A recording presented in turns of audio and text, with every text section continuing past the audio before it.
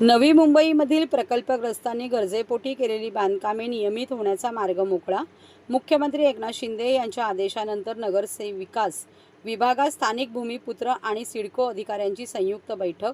खासदार नरेश म्हस्के यांची वचनपूर्ती. नवी मुंबईमधील प्रकल्पग्रस्तांनी गरजेपोटी केलेली बांधकामे नियमित करण्यासाठी 2 वर्षापूर्वी शासन आदेश निघूनही अडचणी येत आहेत.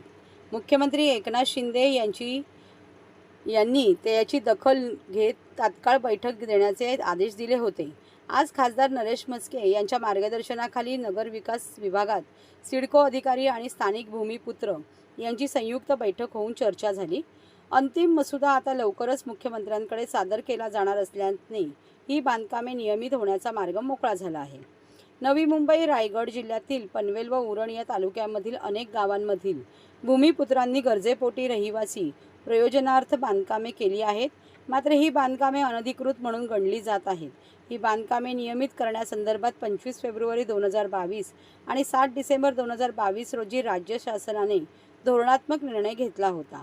2 वर्ष झाले तरी निर्णयाची अंमलबजावणी करताना अनेक अडचणी सिडको प्रशासन आणि भूमिपुत्रांना येत आहेत.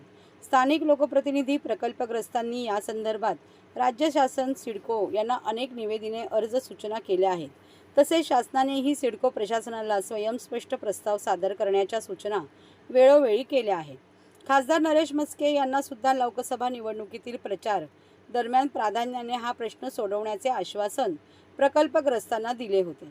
प्रकल्पग्रस्तांचा प्रश्न सोडवण्यासाठी मुख्यमंत्री एकनाथ शिंदे यांच्या आदेशान्वये आज नगरविकास विभागाचे प्रधान सचिव असीम गुप्ता यांच्या अध्यक्षतेखाली एका बैठकीचे आयोजन केले होते.